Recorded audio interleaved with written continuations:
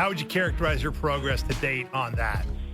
It's amazing that the line would stick around in our market. Jeepers. It was a good one, though. Better than snot. Yeah, it was a good one. Yeah. Well, again, when I talk about the DNA and I tried to reference it that day is, I know we all want to jump in and say, okay, we got to change 20 players. That's not it. It's a lot of this is mentality. Certainly, we're going to try to find ways to make our team better, and that sometimes does involve of changing of personnel. But it's also in those critical moments, right? You get to the end of the playoffs and we're all emotional, and you lose in Game 7 of round 2, and it feels like you've missed the playoffs for 5 straight years. And the focus when I looked at our group was just in those critical moments, finding a way to be better, to finding a way to be at our very best. And that's what I was focused around when I talk about that. So some of that's internally, some of that's, whether it be from between the years, and some of that's in terms of personnel. So that's when I talked about that, or when I made that statement, that's really what I was alluding to. And from, there's a lot of things we work on with our group over the course of the summer and in our communication with them. But as far as the personnel side, it's a work in progress right now. We've made, we were able to do, handle a couple of our files prior to today with John Tavares, Matthew Nyes, the acquisition of Michelli, and we'll continue to work at it. We continue to work as we said earlier, and as Noodles has mentioned. We've got some time here before we start the season. Today's a big day on the calendar, but we will continue to work at trying to find ways to improve our team.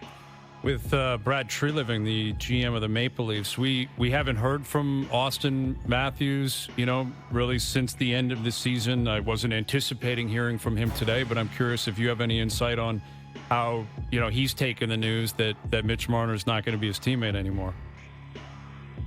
I haven't talked to Austin today, and obviously they've got a close personal relationship.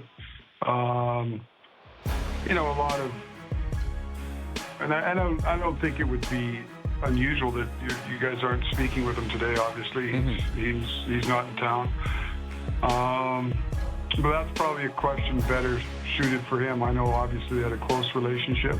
But I also understand, what I found in this day and age too is players, they respect each other's personal business, right? They're a close unit as a team, but I think players around the league, everybody's got their own personal business to take care of. I think players are respectful of that. They don't want to infringe upon anything that's what I would deem personal business. But I also think that I don't think this is a shock to today. I don't think Austin was waking up shocked to the news of the move, but certainly that they were teammates for a long time, and they've got a close personal relationship. And I don't want to speak for Austin at all, but I'm sure as all of us are, you wish him the very best. But you also look forward to what's ahead for us. Tree, you end up getting Nicholas.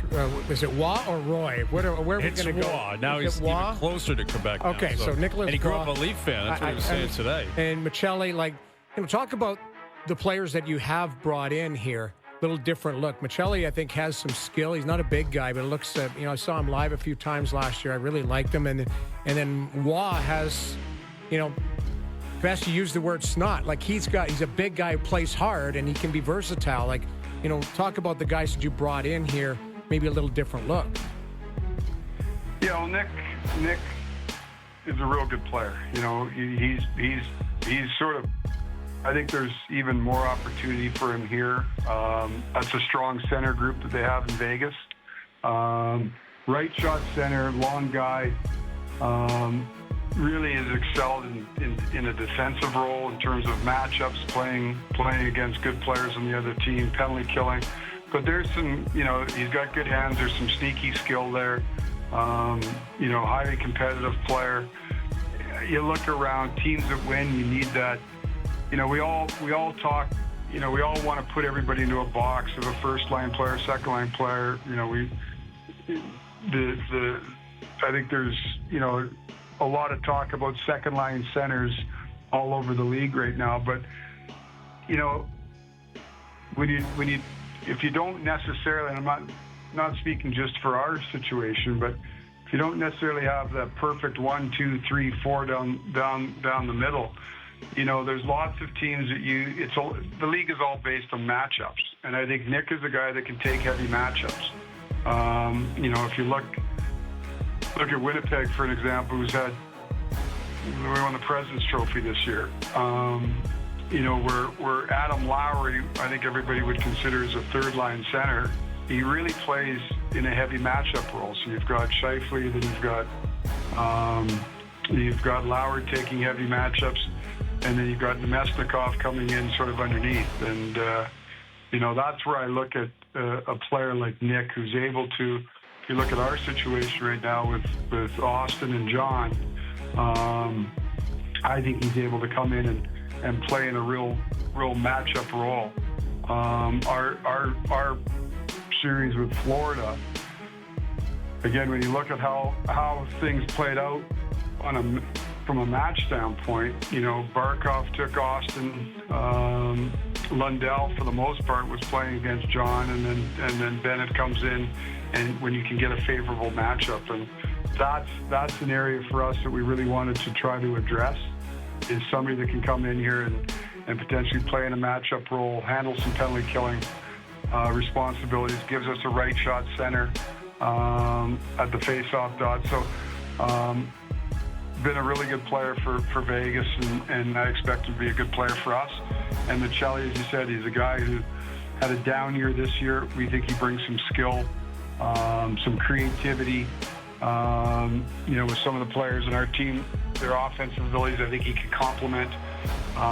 He can complement those players. He was obviously looking for a fresh start, and we'll see. We think the cost was manageable for some potential upside here, and so I know, speaking with him, he's excited to get in here.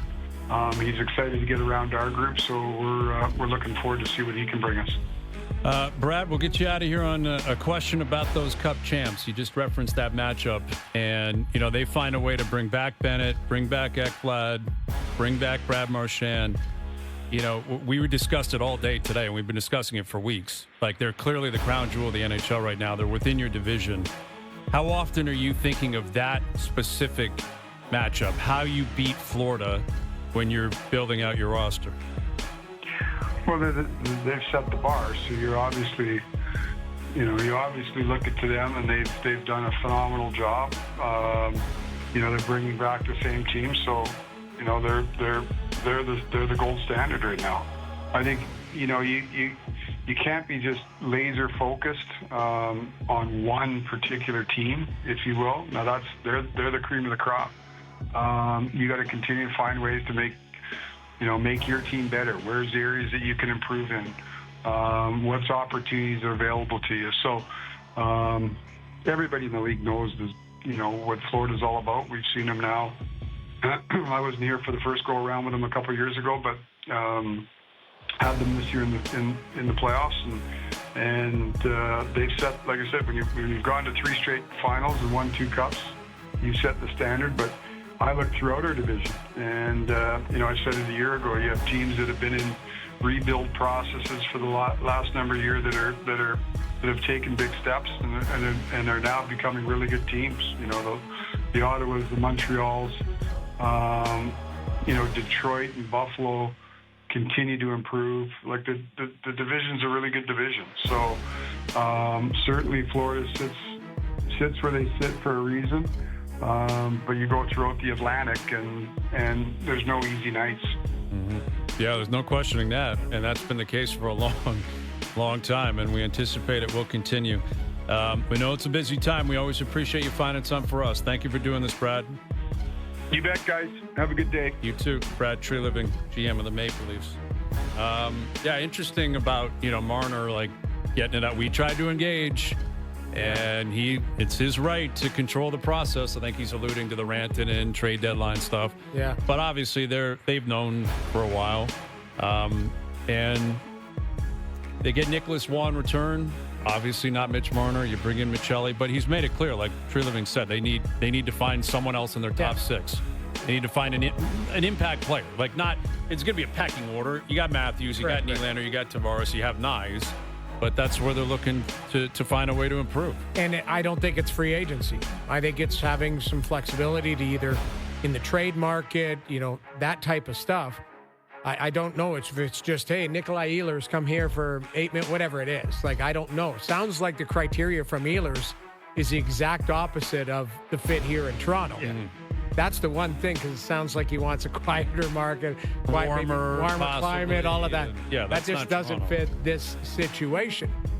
But that's where you look at the trade market and say, who can we bring in kind of under the radar to fit in the cap structure